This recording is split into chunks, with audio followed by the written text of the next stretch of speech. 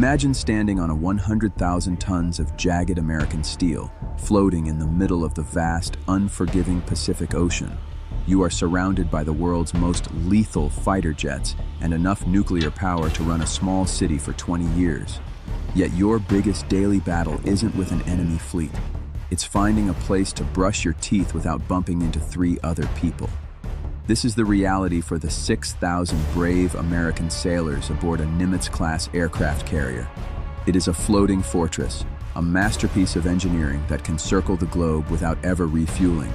But for the men and women living inside, it's a high-stakes exercise in survival, extreme communal living, and psychological grit. Today, we're peeling back the steel plating to show you the side of the Navy the movies skip over. We're talking about how these heroes eat, sleep, and maintain their dignity in spaces smaller than a walk-in closet. If you're proud of our Navy's incredible dedication, type "proud" in the comments right now. The scale of a carrier is almost impossible to wrap your head around, but let's talk about the fuel that keeps the human engine running, the food. Imagine trying to run a 5-star restaurant where the floor never stops moving, the walls are vibrating from jet engines, and your customers are 6,000 hungry warriors working 20-hour shifts. This is the world of Chief Petty Officer Naomi Goodwin. When the USS Harry S. Truman deployed to the Eastern Mediterranean to launch strikes against ISIS, she wasn't just cooking, she was conducting a logistical symphony under fire. Her team had to prepare and serve 17,300 meals every single day. To put that in perspective, that is more meals than most large metropolitan hospitals serve in a 24-hour period.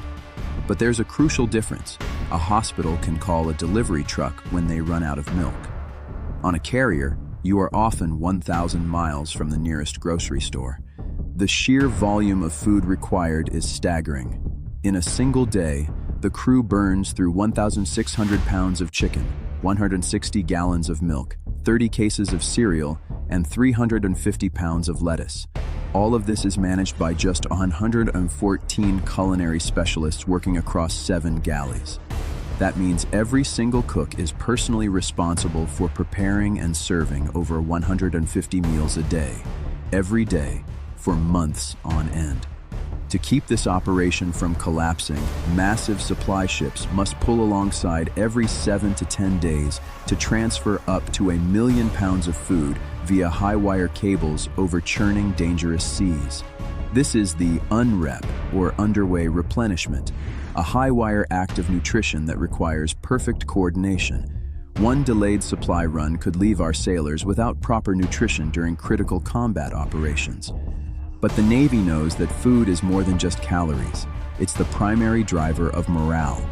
When you haven't seen your family in 6 months and you've forgotten what grass feels like under your feet, a hot meal is the highlight of your existence. That's why Taco Tuesday isn't just a fun theme.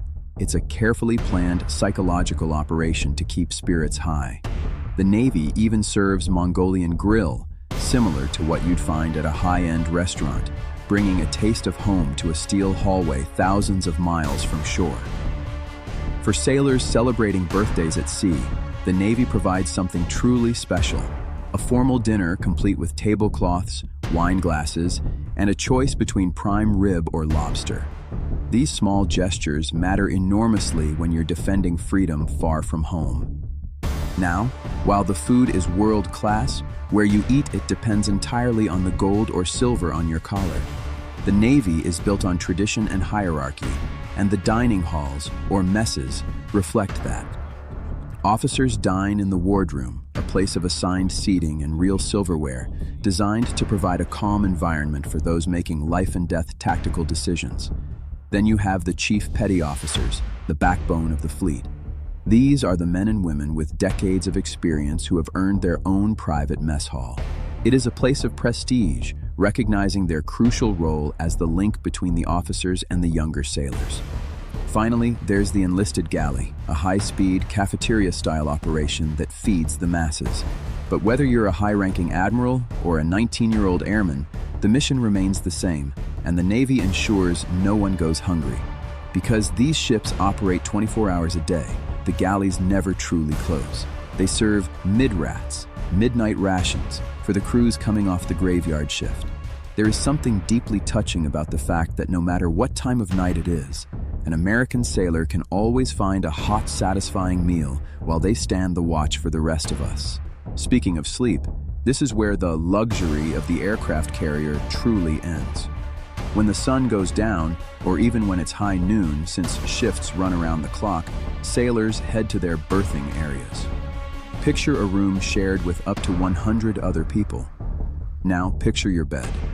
In the Navy, these are called racks, and they are roughly 72 inches long and 26 inches wide.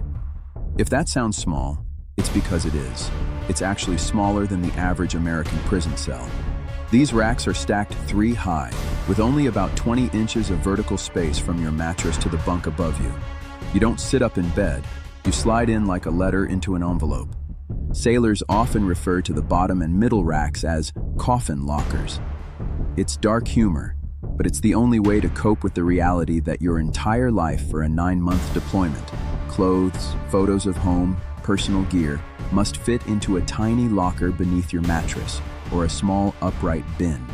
There is no such thing as personal space on a carrier.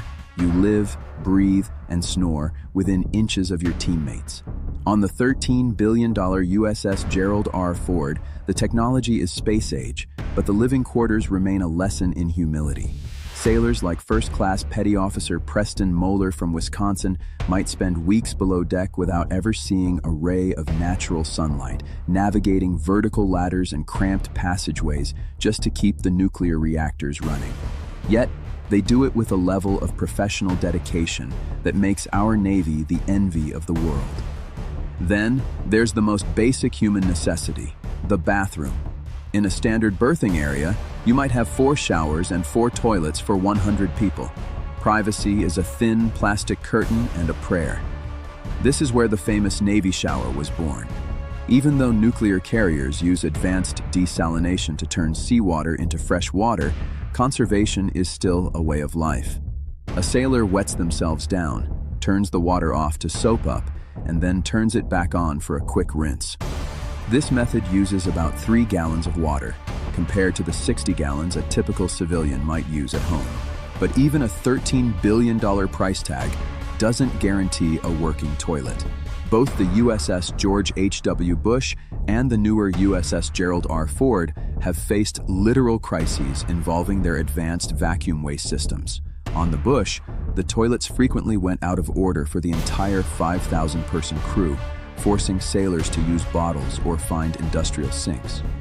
Imagine the resilience it takes to continue a high-stakes military mission when you can't even use the restroom.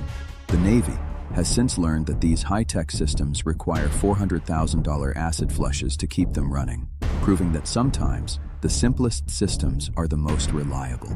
Furthermore, the Ford represents a new era with gender-neutral bathrooms.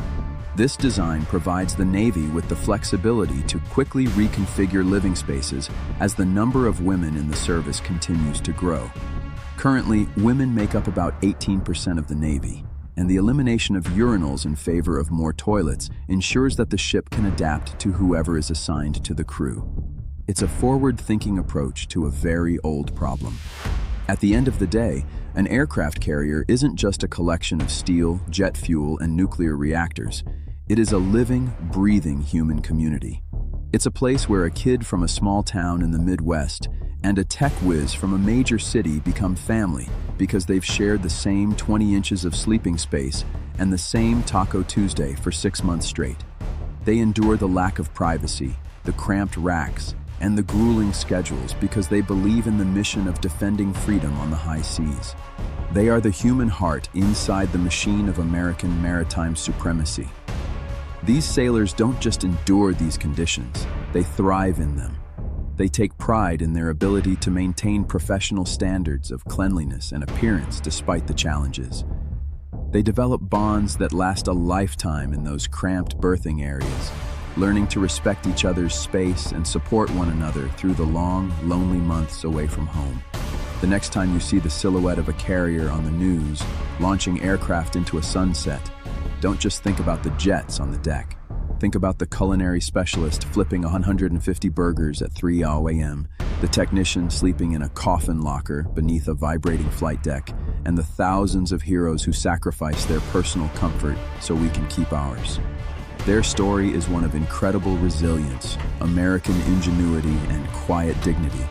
They are the modern patriots, and they deserve our deepest gratitude.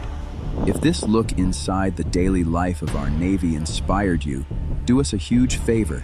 Hit that like button and subscribe to the channel so you never miss a story about the incredible people who defend our nation. We want to hear from you. Could you handle living in a 26-inch wide bed for 9 months? Let us know in the comments below. Until next time, remember that America's strength doesn't just come from its weapons, but from the character of those willing to serve.